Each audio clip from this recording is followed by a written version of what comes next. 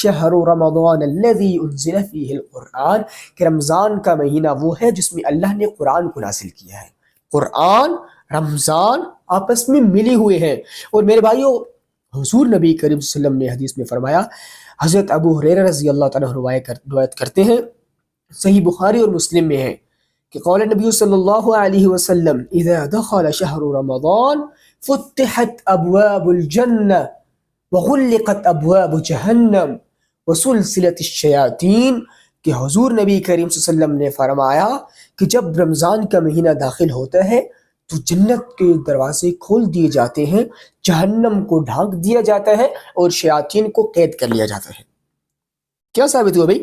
جنت کے دروازے کھلے ہوئے ہیں، 8 دروازے ہیں، سارے کے سارے کھلے ہوئے ہیں۔ آ جاؤ بھائی رمضان والو، وہ روزے دارو، آ جاؤ، جنت کے دروازے کما لو، اس دروازے سے گزرنا ہے، اس سے گزرنا ہے، اس سے گزرنا ہے، آپ کے سارے دروازے 8 کے 8 کھلے ہوئے ہیں۔ اور دوسری طرف جہنم، جس سے ہمارا بچنا ہی ہمارے زندگی کا مقصد ہے، فمن زحزح عن النار وادخل الجنہ فقد فاز فوزا عظیما، جو جہنم کی آگ سے بچا لیا گیا اور جنت میں پہنچ گیا، جنت میں داخل ہو گیا، تو یہ سب سے بڑی کامیابی ہے۔ That's biggest success of our life، سب سے بڑی کامیابی، جہنم سے بچ کے جنت کے اندر پہنچ گئے۔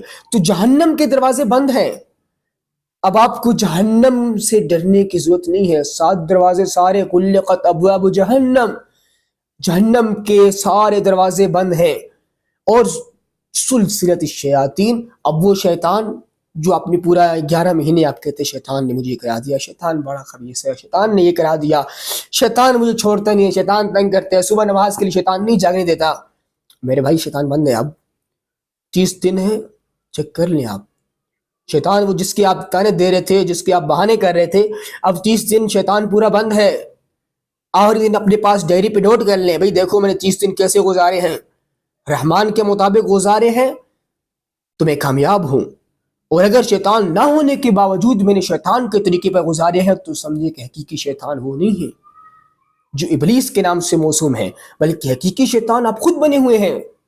آپ کے اپنے اندر شیطان وہ بیٹھا ہوا ہے جو آپ کو اللہ کے راستے سے، ہدایت کے راستے سے رکا رہا ہے، رحمان کے راستے سے رکا رہا ہے، اور وہ شیطان کے راستے پہ چل رہے ہیں۔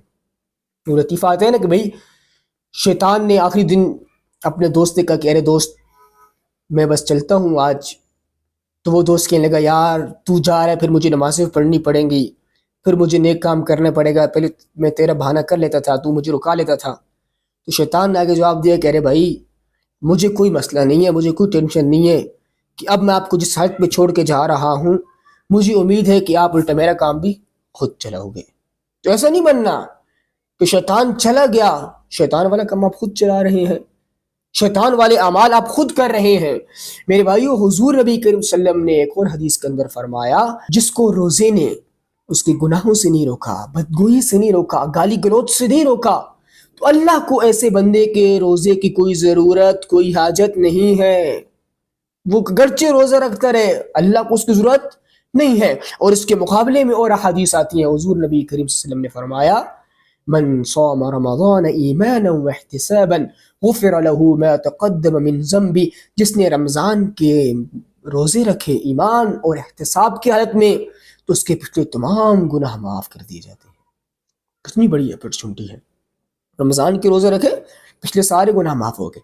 پھر فرمایا فمن قام رمضان ایمانا واحتسابا غفر له ما تقدم من ذنبه، جو رمضان کی راتوں کے اندر قیام کرے ایمان اور احتساب کی حالت میں، اللہ سے ثواب کی حالت میں، غفر له ما تقدم من ذنبه، اس کے پچھلے تمام گناہ معاف کر دیے جاتے ہیں۔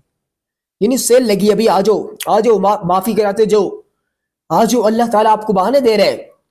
رمضان میں کھڑے ہو گئے، سارے گناہ معاف، راتوں کے قیام میں کھڑے ہو گئے، سارے گناہ معاف، شب قدر مل گئی، لیلۃ القدر مل گئی، سارے گناہ معاف۔ تو یہ اپرچونٹی، یہ سیل آپ کو یعنی buy one get one free سے بھی بڑھ کر سیل لگ رہی ہے، اس میں آپ نے خود فائدہ اٹھانا ہے۔ ایک چیز تعلق باللہ، اور دوسری چیز